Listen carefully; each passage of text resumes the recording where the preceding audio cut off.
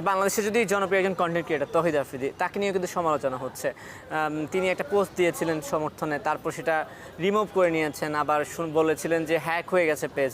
এখন কিন্তু এই আন্দোলন সফল হওয়ার পর তিনি ব্যাপক সমালোচনার সম্মুখীন হচ্ছেন। আপনার কাছে কি এই বিষয়ে কোনো বক্তব্য আছে কি না? তাকে ডিফেন্ডও করতেছি না, বাট তার পক্ষে বিপক্ষে কোনোভাবে কিছু বলতেছি না, বাট আমি ছোট একটা ইনসিডেন্ট শেয়ার করবো যেটা আমি দেখছি আর কি।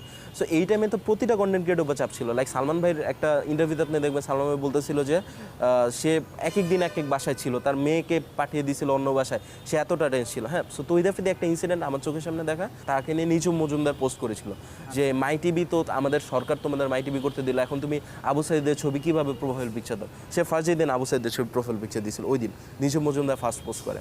তারপর হচ্ছে তার একটা কল আছে, ওই কলটা আমি আমার সামনে থেকে শুনছি। সো তাকে ফোনে এরকম বলা হইতেছিল যে তুমি যে আবু সাইদের ছবি প্রোফাইল পিকচার কভার ফটো দিলা, তুমি কি জানো যে আমরা গভর্নমেন্ট এত পাওয়ারফুল, আমরা একদিনে ফেসবুক ইউটিউব অফ করতে পারি, তোমাদের টিভি চ্যানেল অফ করতে পারবো না, তোমার বাবার আমরা কিছু করতে পারবো না, তুমি কই থেকে লুকা যাবে, তোমার বাবা কই লুকা যাবে, তুমি কই লুকা যাবে।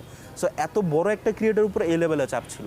এখন একটা রাত্রেবেলা আমার শো অফে 10 জন পিস্তল নিয়ে আসছে, আইসে গুলি ঠেকায় দিয়ে শো অফের মাল আগুন জ্বালাইছে।